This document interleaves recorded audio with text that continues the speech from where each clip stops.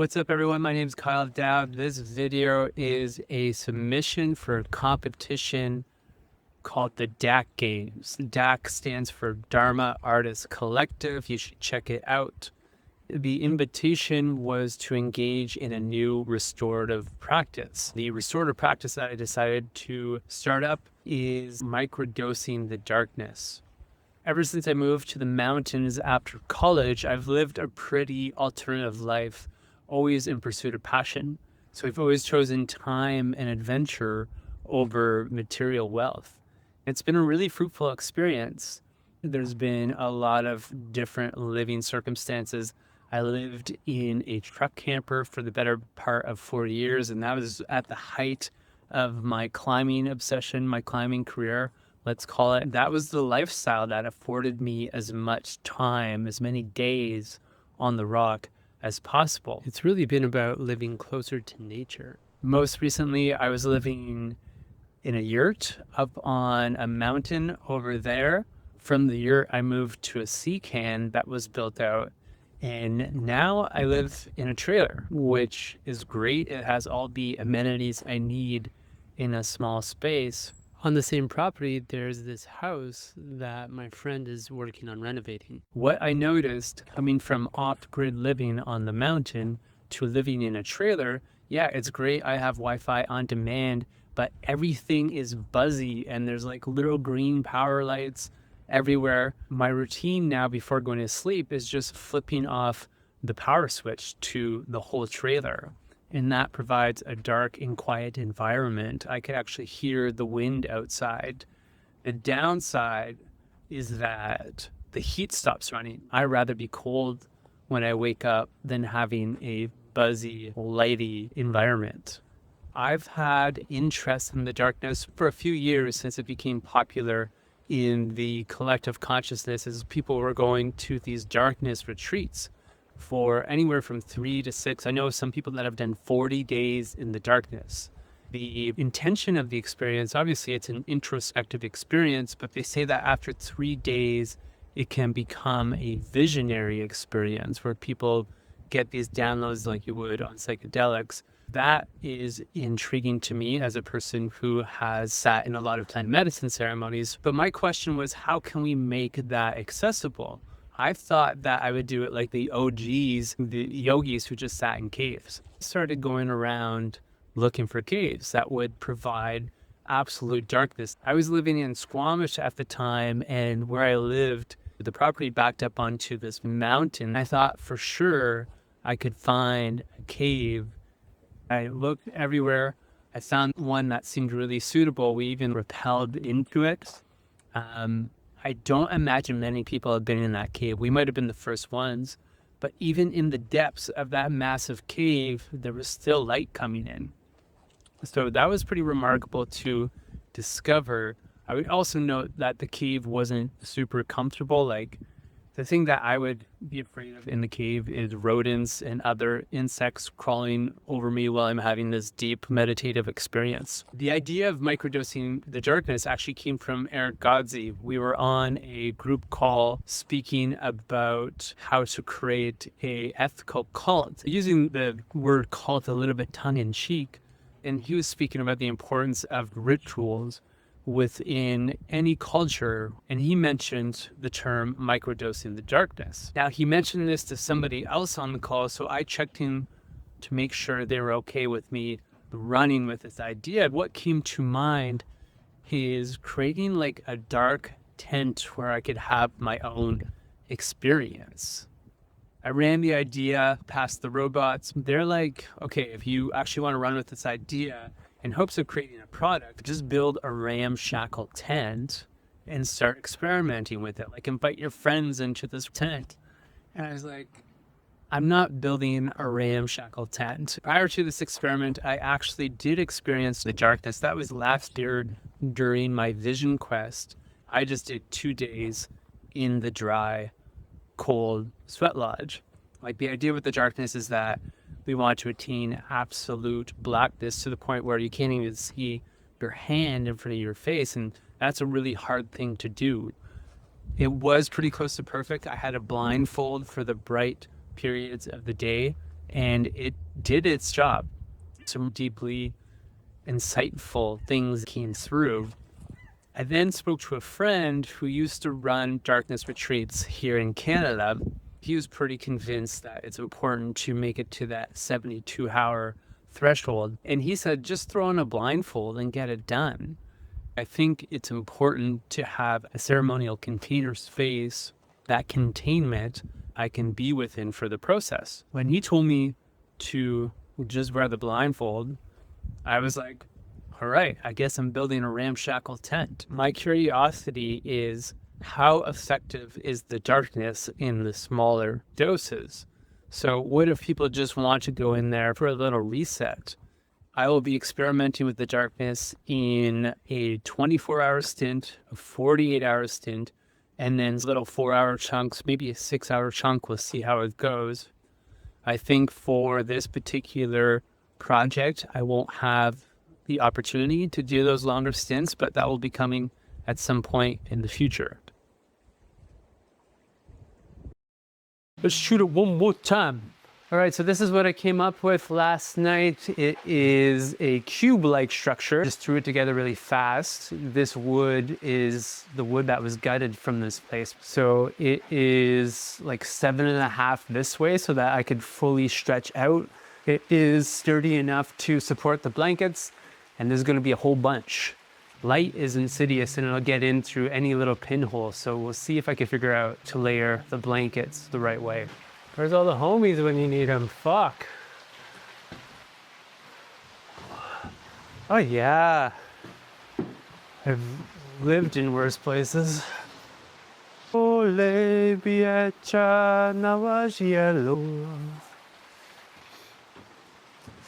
these things are so fucking porous. Oh. All right, so the monstrosity is complete.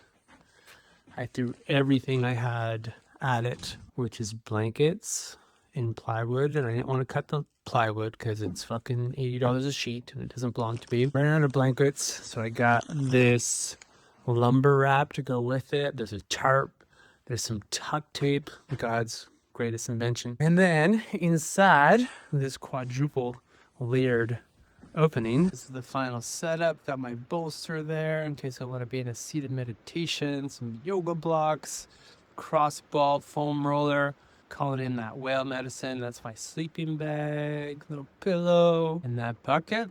I gotta remember to grab some teepee. Yeah, feeling good about things. It's a little bit cold. It's probably 3 to 5 degrees Celsius outside. I am both resistant to dropping in and also looking forward to it. It's 6 p.m. right now. I wanted to get in here sooner, but that's just how she went. I am about to staple this door shut. See y'all in 24 hours.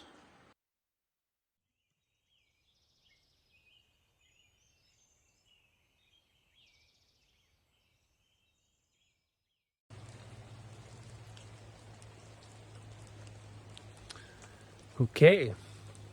Just got out of the darkness. Staring at the screen doesn't feel like the most intuitive thing to be doing right now, but I think it's worth capturing myself in the raw. 23 hours when it was said and done. If it would have been one more hour, then it would have been dark out. So it's really nice to see the greens of all the vegetation and the trees. And to have this light trickle of a rain. Picks up right on cue. All right, so I spent my first 24 hours in the darkness, and I would say it went mostly good.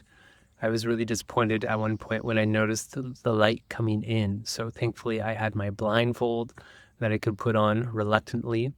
I actually thought about getting out when I saw the light. I was like, this is it. I have to get out of here and rebuild and start over. And the reason why I wanted to get out of there is because it was uncomfortable. Like being in stillness for that long is really hard for me. Even though I can get up and move and stretch and stuff, it's still like there's a lack of stimulus. And I'm definitely addicted to stimulus like everybody else in our society.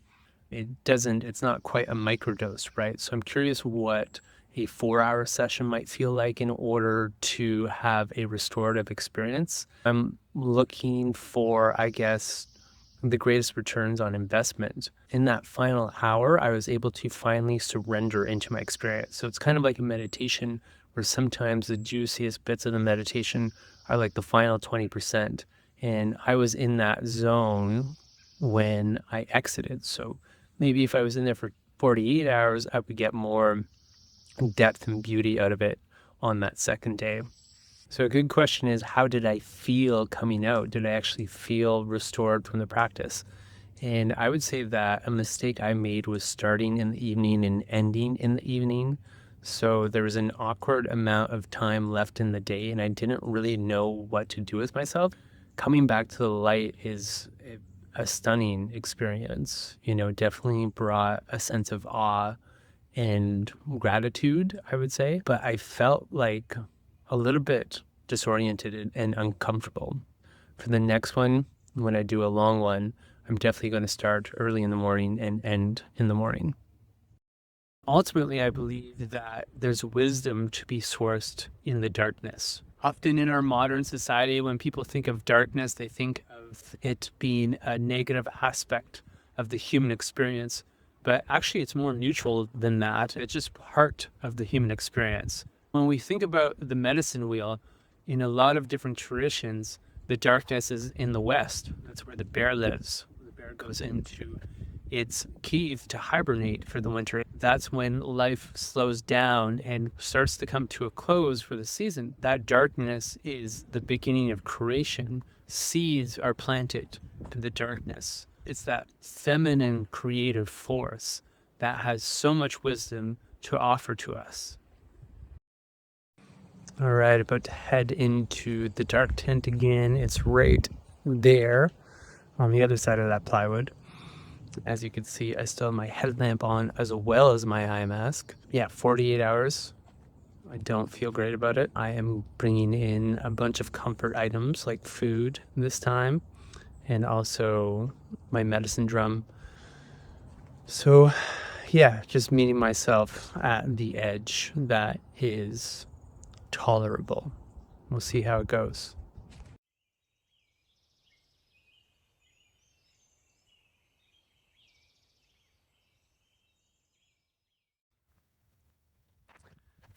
The 48-hour journey was a big success, I would say. I was looking for a lot of outs. I was looking for excuses. Ultimately, I talked to a good buddy and I was able to overcome my resistance. Once I arrived, I had this beautiful meditation. It was just this experience of surrender to what was present. This mantra like question came up: can I be at peace with it? So anything I would think of, I would just ask myself that question. My experience is super immediate. There's nothing external that is there. So there's really no choice but to just be at peace with what is. I think that is the beauty of the darkness, is really being able to isolate into my own energy. So there's nobody else around. Perhaps there's pulls from my attention and my mind, but I could come back to myself and cultivate that inner peace. The challenge then becomes integrating that into the world. So can I walk with that peace and sense of stillness as I move about in my day-to-day life? The modern dark retreats, they get fed. And that cadence, I think, is really helpful to track the time of day. I was tracking the bird song. So obviously there's a flourish of activity from the birds in the morning as the sun rises, and then again at sunset. And I was paying attention to that. And finally I felt like this deep ease and peace. I was really settled into my experience. And it was like, okay, it feels like time. So I grabbed my eye mask, my blindfold, and undid the door, this elaborate 4-blanket overlap. And I got some like staples into the blankets, into the plywood, so no light comes in. So I kept my blindfold on. moved the plywood, found my shoes, walked around to the front of the dark tent.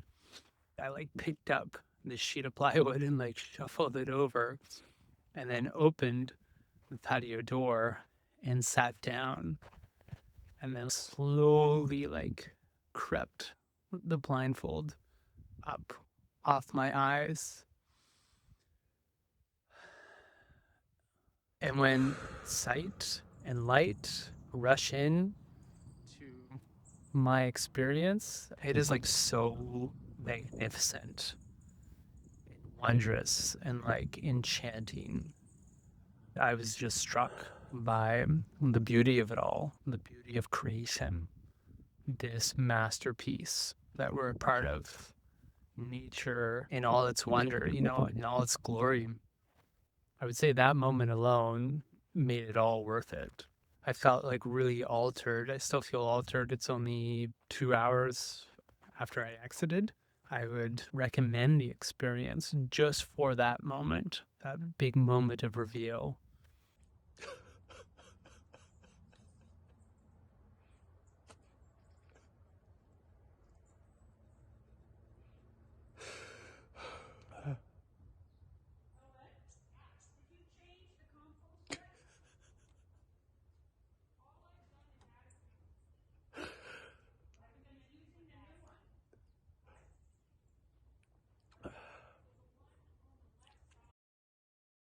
The darkness can provide an accessible rite of passage depending on how it's orchestrated. It's more accessible than something like a plant medicine ceremony because there's nothing exogenous coming into the person's psyche. The importance of initiatory experiences is that it moves us along in our human development.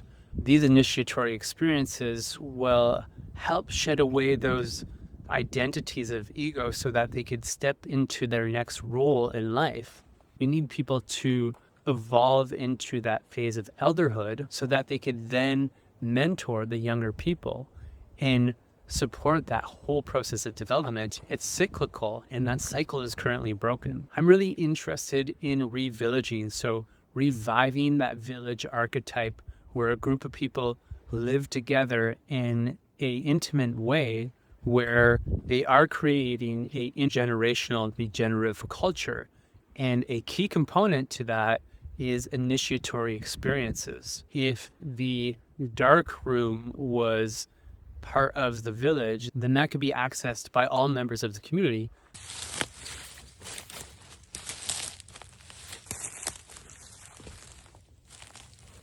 You guys didn't see that. What kind of naturalist am I? Just trample the bush for this shot.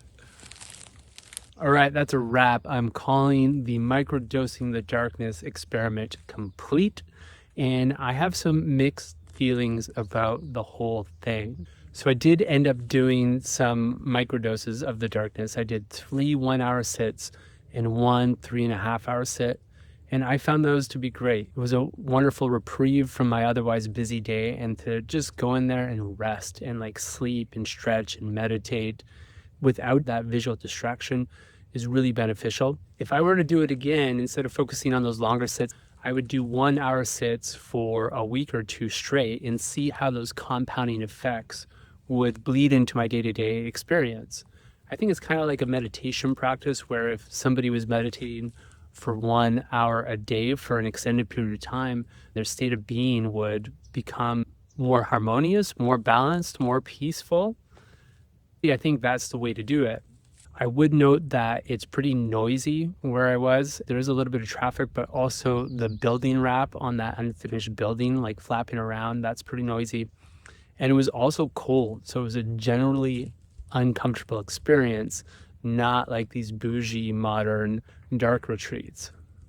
I would also note that this has been a pretty challenging process between building the tent, sitting in the dark, and then creating this edit has been a whole new thing for me. So I'm glad to be done with it. In my research, what I discovered is that they suggest being in the darkness resets our circadian rhythm. So obviously this is over a longer duration. There's all sorts of health benefits, like it lowers our blood pressure, It reduces inflammation. It helps with detoxification. And in that, it could even reduce symptoms of autoimmune disease. So that's pretty substantial. What is the effective dose for that? One protocol suggested doing 14-hour sits 3 days in a row. So 14 hours in the dark tent and 8 hours out. This particular study was actually in support of people who were having a manic episode. 14 hours straight created enough rest for their nervous system and their psyche to reset. Now, obviously, that's a pretty particular case study, but I do think there's something there in that dosage. Well, ultimately, what we're talking about is prolonged rest, having a more restful life where we're not in go mode all the time, addicted to the adrenaline that's running through our system, all the cortisol that has us amped up, crushing the coffee and just getting shit done. I don't think we're meant to be like that.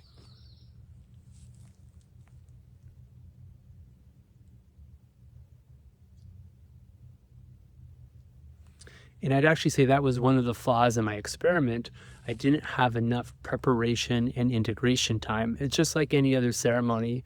There's no point of getting to that deep place of introspection and then going immediately back to screens and doing things. One thing that's noteworthy about that first experience I had in the darkness in the sweat lodge during the vision quest is once I closed that door and I sat there in kind of like a stoic meditative posture, waiting for the insights to pour in, the first one was, you're worthy enough to rest.